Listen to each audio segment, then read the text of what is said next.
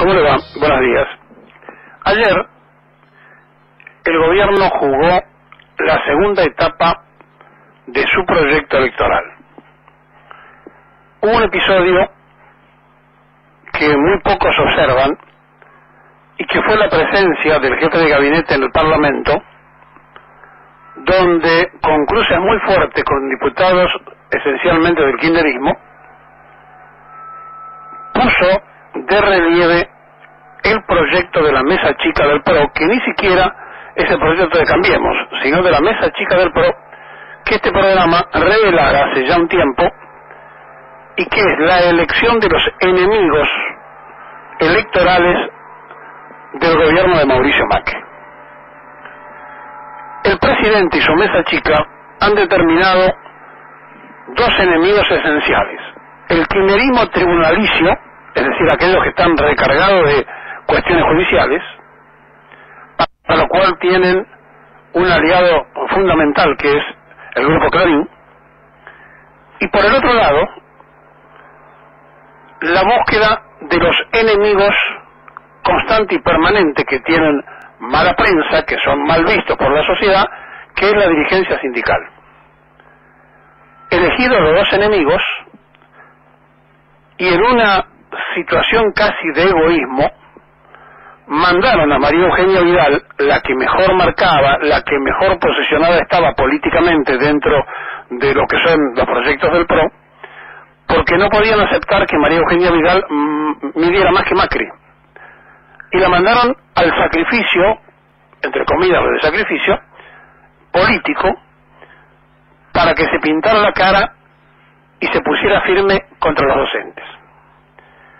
El error de cálculo de la mesa chica del PRO es subestimar a los docentes creyendo que era el sector más débil y más vulnerable por la propia anarquización que vive el gremialismo docente, con 5 representaciones nacionales, 6 en la provincia de Buenos Aires, 17 en la ciudad de Buenos Aires, 60 en todo el país. Y se equivocaron de enemigo. Porque ayer, mientras se ponía en escena esta segunda etapa para demostrar que de un lado estaban ellos y del otro lado los que se habían ido, para que la sociedad fuera determinante en un futuro y dijera: nosotros queremos cambiar y no nos dejan. Y entonces el ministro Esteban Bullrich salió a decir primero que iba a llamar a la paritaria, pero no para tratar el tema salarial, y después el jefe de gabinete reafirmó que no se iba a llamar a la paritaria nacional porque hacía 20 años que los gobernadores de las provincias se quejaban porque se fijaba el salario a nivel nacional de quien no tiene que pagar sueldos nacionales. Esto no es cierto. Y lo marcó muy bien en la introducción el mejor orador que tuvo ayer la jornada, porque fue el más técnico, que fue el que abrió el acto, el más largo también, y que fue el titular de duda, Sergio Romero, que expresó que no es cierto que no paguen salario, porque el hecho del financiamiento que tienen que dar electoralmente, educacionalmente está establecido así en la ley, al igual que en el caso electoral, para la educación tienen que solventar la nación las diferencias que surjan, y explicó que los docentes, a todos los docentes en el recibo, le descuentan justamente ¿para qué? Para que a donde tenga que auxiliar la nación se pueda auxiliar con fondos nacionales a las provincias que no pueden llegar a ese objetivo. Es decir, no es cierto que no pagan salario, están en el recibo de los docentes, figura el aporte que hace cada docente para sostener justamente ese fondo que la nación tiene para marcar y auxiliar a las provincias cuando no llegan a la diferencia que hay entre lo que se establece de salario mínimo y lo que ellos pueden pagar. O sea que allí hay un error del jefe de gabinete, pero a él no le importaba si había errores o no había errores. El tema era tratar de producir la discusión, y lo mismo hacían del lado kirchnerista, para demostrar que hay dos bandos. Y así como los errores de Cristina hicieron presidente a Macri, ahora los errores de Macri van a oxigenar la candidatura imaginaria de Cristina, suponen algunos, y entonces el propio gobierno le hace decir a los encuestadores que trabajan para el gobierno que está muy bien posicionada Cristina, etcétera, etcétera, a los efectos de que la sociedad tenga que elegir entre Cristina y el cambio. Fue una puesta en escena de jefe de gabinete en el Parlamento, donde se prendieron todos, mientras en la calle estaba pasando la otra verdad. Porque la marcha de ayer lo que tuvo fue justamente educación. Los maestros dieron la mejor clase, a pesar que los que hablaban eran de distintas posiciones políticas y que entre ellos están enfrentados, no hubo un solo silbido. No cortaron el metrobús, que pudo circular normalmente. Se detenían en cada esquina cuando cambiaban los semáforos para que pudiera pasar el tránsito en la 9 de julio, demostrando que con educación y respetando las leyes vigentes, movilizaron una multitud nunca vista en una marcha de los trabajadores de la educación. Es decir, dieron clase los maestros de todos los niveles. Y más allá que puedan pensar que a los chicos que leyeron en el escenario la posición como estudiantes le pueden haber escrito el discurso, y más allá de que el Ministerio de Seguridad dijera que había 30.000 personas, y más allá de cualquier cosa que se pueda establecer, donde la prensa que defiende al gobierno sale a decir sí, pero estaban auxiliados por sectores políticos y además había movilizaciones de otra gente. Ayer hubo una marcha de la educación, tal cual lo estoy diciendo, educación. Marcharon educadamente, no hubo un solo desmán, fue multitudinaria, no piensan todos iguales y estuvieron todos juntos, y no hubo una sola palabra de repudio para los que ponían, aún al propio Romero, que fue muy largo. Es decir, cada uno dijo lo que quería decir, hasta se dio el gusto el de los trabajadores de la enseñanza privada, que se puso a gritar en el micrófono vamos a volver, cuando de abajo un grupo kirchnerista gritaba vamos a volver, y nadie se ofendió ni se enojó porque esto ocurriera. Fue una demostración policlasista de una sociedad que le está marcando una necesidad al gobierno de que atienda el reclamo de la paritaria nacional. Y el gobierno le contesta, de acuerdo a la decisión de su mesa chica, la que ya fue tomada con anticipación, allí están los malos y feos, y aquí los rubios y lindos.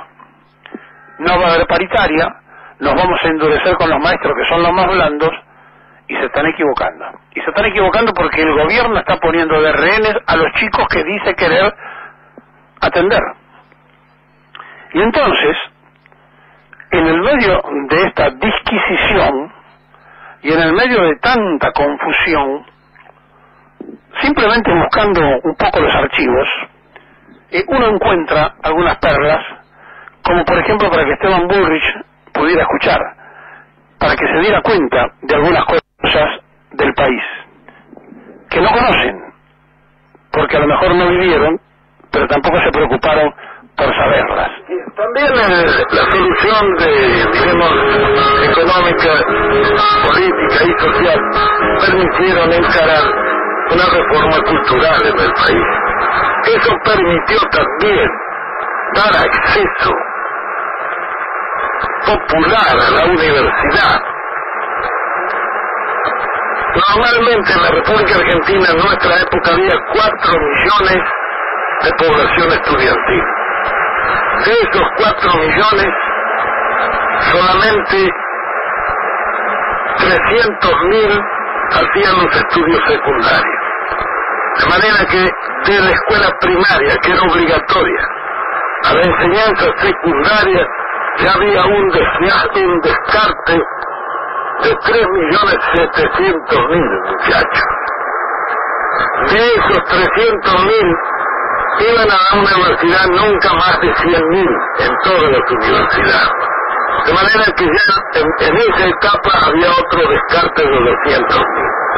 ¿Qué pasaba con estos 3 millones largos que al terminar la escuela primaria no podían ir al secundario porque no tenían medios, porque como la enseñanza era cara, ninguno de ellos podía seguir los estudios superiores? Y estos iban a los potreros, que eran las escuelas de delincuencia más conocidas. Y nosotros no tuvimos delincuencia infantil. ¿Por qué? Porque en Buenos Aires más de 50.000 muchachos tenían sus clubes. Se crearon 90 clubes de barrio, donde tenían en lo posible canchas de fútbol, de básquet, boxeo, de gimnasia, en fin, todas las actividades deportivas. Esos clubes los hacía el Estado y se lo entregaba a los vecinos que lo administraban y lo llevaban adelante. Por otra parte, las escuelas profesionales, donde el chico iba, recibía un salario y a la vez estudiaba. Después de recibirse de operario, iban a la fábrica y estaban 3 años. Y ahí podían pasar a las escuelas de aplicación, que eran escuelas para formar sobrestantes, jefes de talleres, etc. Después de estar allí, iban nuevamente a la industria y estaban 2 o 3 años y entonces tenían derecho a ingresar a la universidad obrera, de donde salían ingenieros de fábrica en cada una de las grandes especialidades de la industria. Eso fue para la masa. Es decir, en esto se contempló un panorama de conjunto y se hizo la conquista más grande. Fue que allí la universidad se llenó de hijos de obreros, donde antes estaba solamente admitido el oligarca, porque la forma de llevar al oligarca es poner altos aranceles, entonces solamente puede ir y que los paga. Nosotros suprimimos todos los aranceles. Para la universidad no había ni derechos de exámenes ni nada, era gratis, totalmente gratis, el Estado pagaba eso. De manera que tanto el pobre como el rico podía ir. Era un crimen que estuviéramos seleccionando materia gris en círculos de 100.000 personas cuando lo podíamos seleccionar en 4 millones, que hubieran salido más abundantes. Bien, eso, en pocas palabras y dicho muy rápidamente, fue nuestra concepción con referencia a la reforma cultural.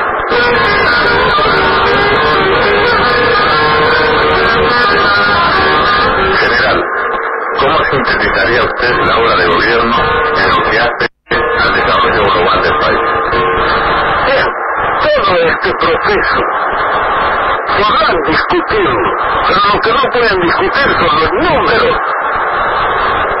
Un país sin deuda externa, con 1.500 millones de reservas financieras, con servicios financieros de 90 millones al año y balanza de pagos favorable. Eso era en el orden externo, en el orden de las finanzas argentinas con relación a su acción exterior.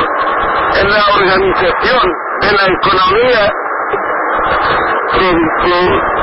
lo que quedó después de nuestro gobierno era una economía de abundancia, donde a nadie le faltaba dinero y con una emisión total que nunca pasó de 38.000 millones de pesos, dimos servicio monetario a todo el país, mediante una velocidad de giro que llegó a 8 veces en el año. Eso fue posible mediante la agilidad con que la administración de la economía interna se realizó. Con eso se cubrieron todos los servicios sociales, en fin. El estado en que nosotros dejamos el país no es un secreto para nadie, menos para los que han sentido después en el estómago y en el bolsillo, que son las vísceras más sensibles del hombre, los efectos de un cambio que fue catastrófico. Es evidente que si alguna vez, solamente alguna vez, se dedicaran a escuchar a este hombre y a prestarle atención, se dedicaran a entender la Argentina diferente que tuvimos, a lo mejor encontrarían un faro donde iluminarse y donde pararse frente a los problemas que todos los días sacuden una sociedad atormentada. Pero no, queremos repetir las recetas que nos tienen atado al endeudamiento externo, a la deuda pública aumentada, a el problema de diferenciarnos entre nosotros para agudizar aquello que ahora llaman grieta y que en realidad conocemos de tiempo inmemorial. Porque hace 41 años, para esta fecha, se vivían horas cruciales en la Argentina. Y también había quienes decían, cuanto peor mejor, porque después, cuando los militares lleguen, el pueblo va a estar con nosotros y nosotros, los guerrilleros, vamos a tomar el poder con el apoyo popular. Así le fue a todos y así nos fue a todos.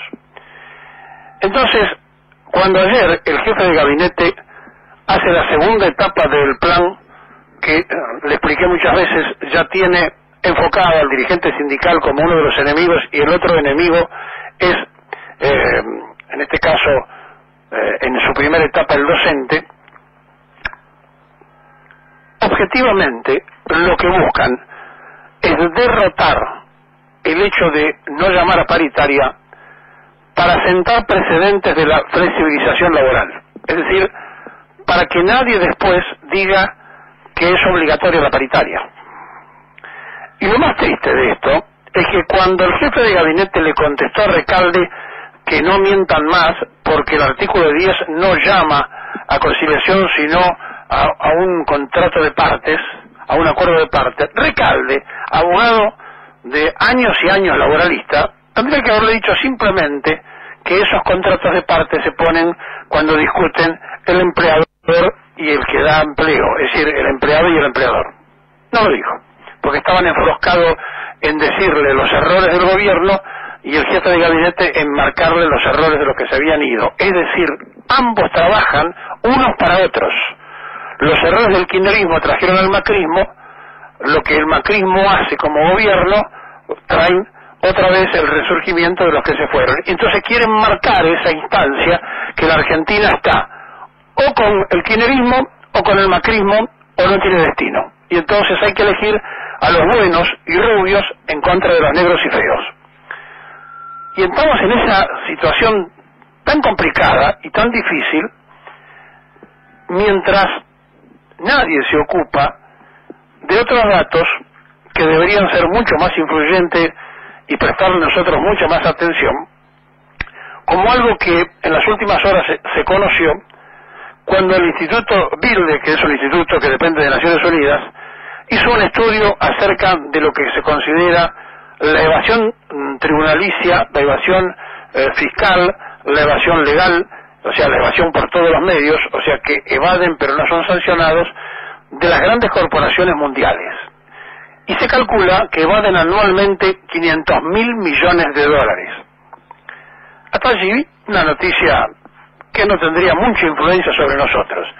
Pero cuando hacen la escala de los países donde las multinacionales evaden más, aparece la República Argentina inmediatamente comprometiendo, según este estudio, el 4.42% de su PBI. Es decir, que de acuerdo a lo que ellos establecen, la evasión de las multinacionales que trabajan en la Argentina, o sea, que no tributan el impuesto que deberían pagar, que lo esconden, lo evaden, lo blanquean como fuere, es decir, lo disfrazan para sacarlo, estarían en el orden de los 21.400 millones de dólares. ¿Escuchó? Esto lo dice Naciones Unidas. La evasión fiscal en la Argentina de las multinacionales estaría en 21.400 millones de dólares. Que ni el que se fue de la FIP ni el que está ahora seguramente recaudarán. Ni recaudaron ni recaudarán. Y mientras tanto, uno se para decir, bueno, pero ¿en qué ubicación estamos? Los países que tienen, digamos, mayor monto, o sea, valores totales incluidos, o sea, por el volumen, acá hay menos multinacionales que en otros países, aparece el primer evasor de Estados Unidos, Japón e India, e inmediatamente aparece la Argentina. Nos superan a nosotros, porque no controlan nada, países tan insólitos que la gente no debe saber ni dónde están. Es decir, Zambia, Guayana, Chad, Malta, Pakistán, las Islas Comán, Guinea. Es decir, países que no tienen ninguna clase de control y se va de todo casi. Las multinacionales se llevan todo, no pagan nada. Ahora, ¿dónde se produce la mayor evasión según Naciones Unidas? ¿En la Argentina? ¿A dónde le parece? ¿Qué piensa? A ver. En el mundo agrícola de nuestro país. Es decir, en eso que pasa a ser la gran palanca que Macri le saca las retenciones, etcétera, etcétera, donde figuran grandes multinacionales inglesas, chinas, americanas y demás, disfrazadas con las argentinas, brasileñas, de cualquier país, junto con nosotros, figura, según este estudio realizado por Naciones Unidas, la mayor evasión de esos 21.400 millones de dólares. Claro que si hablaran de esto los diputados de Frente para la Victoria y el jefe de gabinete del PRO, la Argentina sería otra. Pero no.